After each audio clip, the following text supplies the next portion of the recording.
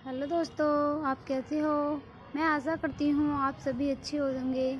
मैं आज लेकर आई हूँ आपके लिए एक कहानी, जब कोई आपका अपमान करे। गौतम बुद्ध की शिक्षाप्रद कहानी।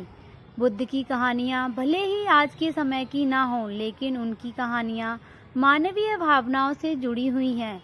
इसीलिए वे आज भी हमारा मार्गदर्शन करते हैं। यही कारण है कि बुद्ध की कहानियाँ अत्यंत लोकप्रिय हैं।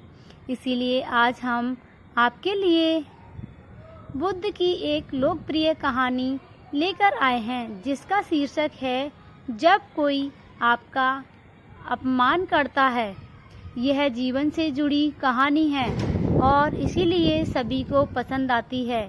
हमें उम्मीद है कि आपको गौतम बुद्ध की यह कहानी पसंद आएगी। एक बार बुद्ध किसी गांव से गुजर रहे थे। उस समय के लोग उसे पसंद नहीं करते थे। उन्होंने बुद्ध को घेर लिया और गालियां देने लगे। सबसे ज़्यादा गुस्सा गांव के नेता को हुआ।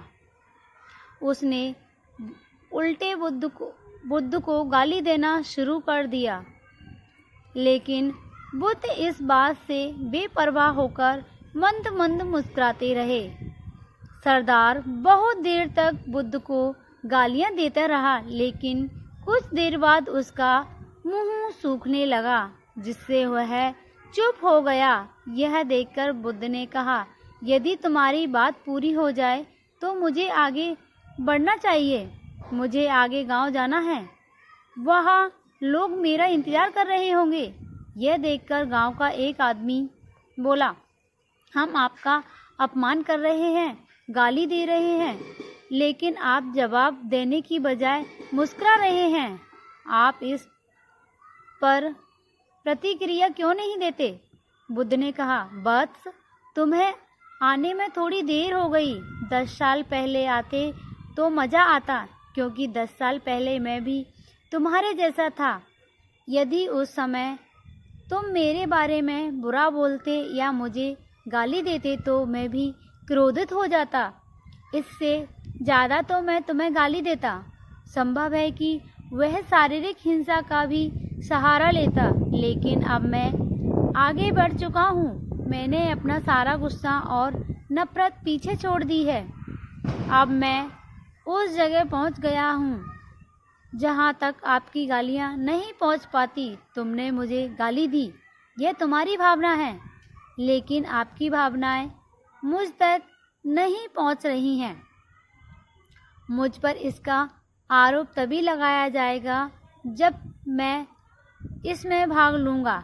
एक बार मैं उन्हें स्वीकार कर लूँ, लेकिन मैं आपकी इस हरकत से तटस्थ हूँ, इससे कोसों दूर हूँ। यही कारण है कि मैं अभी भी पहले की तरह शांत हूँ। यह सुनकर सरदार बोला, अरे ऐसा कैसे। मैंने तुम्हें गालियाँ दी हैं और पूरे गांव के सामने तुम्हें गालियाँ दी हैं। फिर इसे लेने या ना लेने का क्या मतलब। बुद्ध ने कहा, वत्स, मैं कल एक गांव में गया था। वहां लोगों ने मेरा उपदेश सुना। वे बहुत खुश हुए। ग्राम प्रधान मेरे लिए मिठाइयाँ लेकर आए और मुझसे खाने का आग्रह करने लगे। मैंने कहा, मेरा पेट भर गया है, इसलिए मैं इसे स्वीकार नहीं कर सकता। यह सुनकर वह व्यक्ति मिठाई वापस लेकर चला गया, क्योंकि जब तक मैं कुछ ना लूं, कोई मुझे कैसे दे सकता है। इसमें मेरी सहमति तो आवश्यक है ना। हाँ, यही तो है। एक आदमी ने बुद्ध का समर्थन किया। बुद्ध ने फिर पूछा, जब मैंने मिठाई लेने से इनकार किया तो उन्होंने इसका क्या किया होगा। हो सकता है उसने अपने परिवार के बीच मिठाइयाँ बांटी हो। एक व्यक्ति ने उत्तर दिया। बुद्ध ने कहा, तुमने ठीक कहा। ठीक उसी मिठाई की तरह तुम मेरे लिए गालियाँ लेकर आए हो और चाहते हो कि मैं इन्हें स्वीकार कर लूं, लेकिन भाई मैं उन्हें नहीं लेता। जब बताओ तुम उनका क्या करोगे? इसका उस शख्स के पास कोई जवाब नहीं था। बुद्ध ने फिर कहा, मुझे तुम पर दया आती है वत्स। अरे मुझे तो गुस्सा तभी आएगा जब मुझे ये गालियाँ मिलेंगी, और जब मैं गालियाँ नहीं खाता तो क्रोध का प्रश्न ही नहीं उठता। सरदार ने बुद्ध की बात पर कोई प्रतिक्रिया नहीं दी।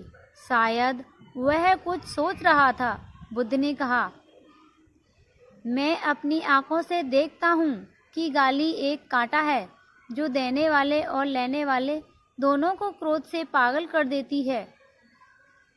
तो फिर तुम ही बताओ, मैं आंखों से भी कांटों पर कैसे चल सकता हूँ? आंखें रहते हुए मैं गालियाँ कैसे खा सकता हूँ? और होश में रहते हुए मैं क्रोध कैसे कर सकता हूँ? अतः मुझे क्षमा कर दो वत्स, मैं तुम्हारा उपहार स्वीकार करने में असमर्थ हूँ। इतना कहकर बुद्ध ने हाथ जोड़ दिए। बुद्ध की बात सुनकर सरदार लज्जित हो गया। उसकी आंखें भर आईं।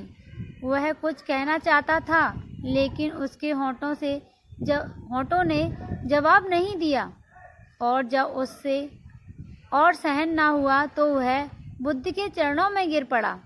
दोस्तों, हमसे ये ज़्यादातर लोग यही सोचते हैं कि हमारे दुखों का कारण कोई और है, और जब हम इस पर विश्वास करते हैं तो हम आत्मनियंत्रण की कमी और खुद को नियंत्रण करने में असमर्थता को नज़रअंदाज कर रहे हैं। वास्तव में यह हम पर निर्भर करता है कि हम दूसरों द्वारा प्रदत्त नकारात्मकता को स्वीकार करते हैं या नहीं।